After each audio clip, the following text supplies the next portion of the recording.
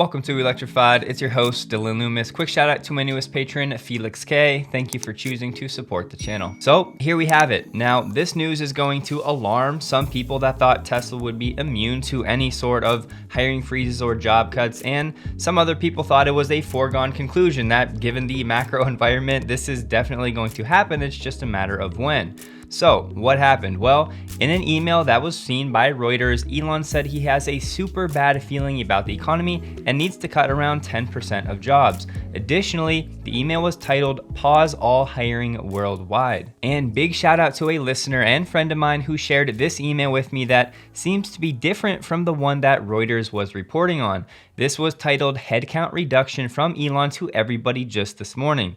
Tesla will be reducing salaried headcount by 10% as we have become overstaffed in many areas.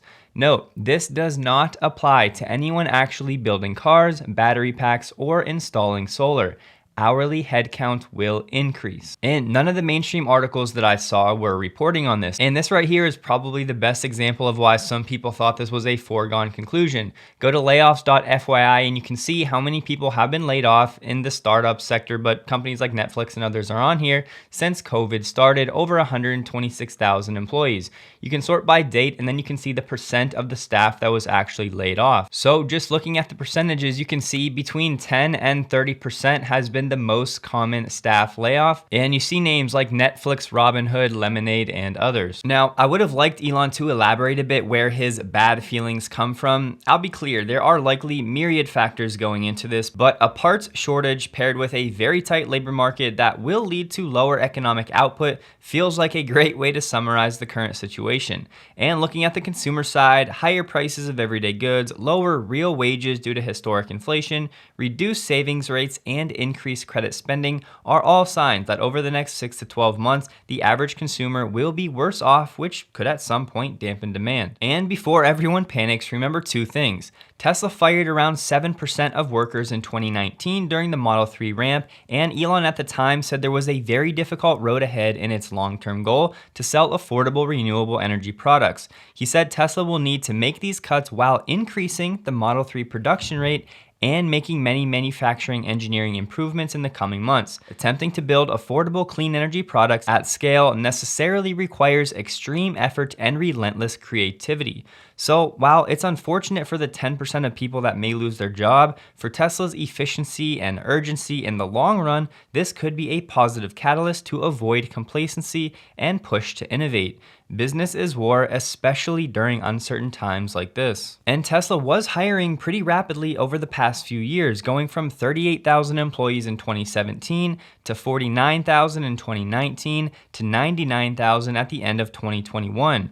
In 2021, Tesla increased its global headcount by 40%, the biggest expansion since 2014, when Tesla had just 10,000 workers. And don't forget, whenever Elon feels better about the economy, whether it's 6 months or 3 years, he can always hire back. Although it's painful, it's better to get out ahead of financial pain and waste rather than avoiding making these tough decisions and then getting caught when the tide goes down and you're standing there without your trunks on.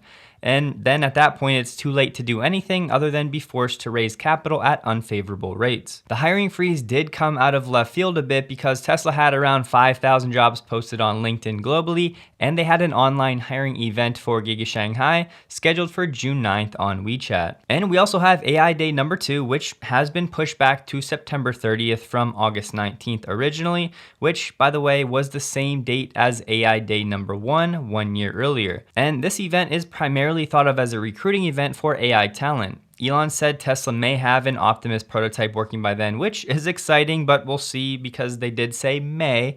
But if Tesla is operating under a hiring freeze and laying off workers, the purpose of this AI Day event feels blunted. For what it's worth, Elon did say it will be epic. One thing that I do have to mention, remember, this comes just days after Elon slammed the work from home door shut. And we know that if people quit, Tesla wouldn't have to pay severance, whereas if they're fired, then Tesla will.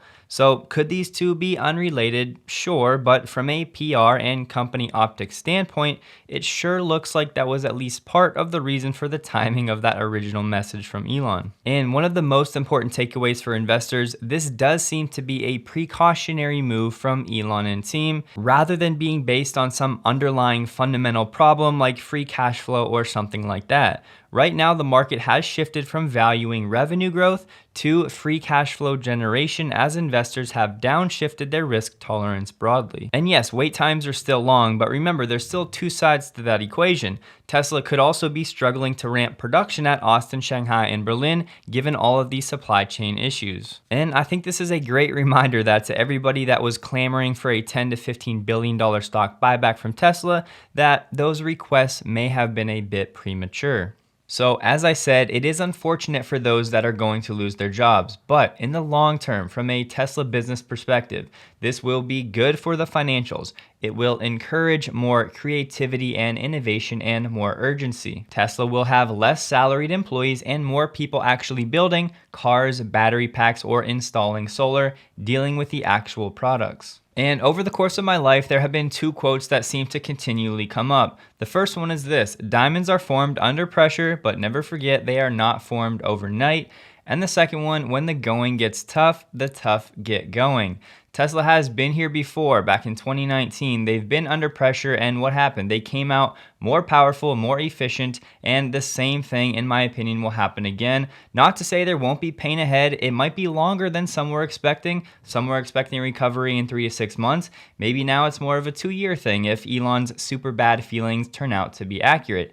Either way, as I always say, patience is required, and this seemingly precautionary move from Tesla could once again turn out to be another catalyst for better efficiency, higher margins, and more innovation. And I would be genuinely curious, are you somebody that was caught off guard by this news, or were you somebody that kind of saw it coming? Let me know. Moving on real quick, NHTSA has asked Tesla to respond to questions by June 20th after receiving 758 reports of unexpected brake activation, phantom braking, tied to the car maker's driver assistance autopilot. And I'll just say, if you've never experienced this before, it is definitely jarring, even though people aren't getting hurt or getting into accidents. And I think NHTSA asking the questions and looking into it overall will once again be a good thing for Tesla, keep them on their toes, and obviously find a solution to this problem. And so far today, Tesla stock behaving as you would expect, closer to a beta of 3 relative to the NASDAQ, different than the usual 2. However, to be expected, as we've been saying for weeks now, expect volatility, expect dead cat bounces and false recoveries.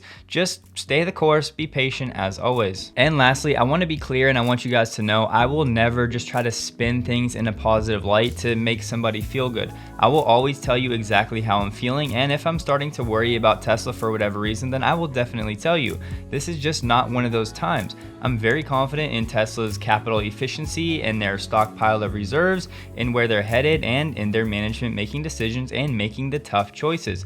I genuinely believe, like I said, not to gloss over the job loss, but this will result in Tesla being a lean, mean fighting machine, even more so than it already is, and there is light at the end of the tunnel. Maybe it's not this year, maybe it's not even in 2023, but it's there at some point, so we just have to stay the course. And ultimately, life is too short to spend it being stressed out about a company or your investments. If you're struggling, shoot me an email, let's talk. I would love to interact with you guys, but that'll do it for today. Please like the video if you did. Go and have yourself an enjoyable and a safe weekend, and a huge thank you to all of my Patreon supporters.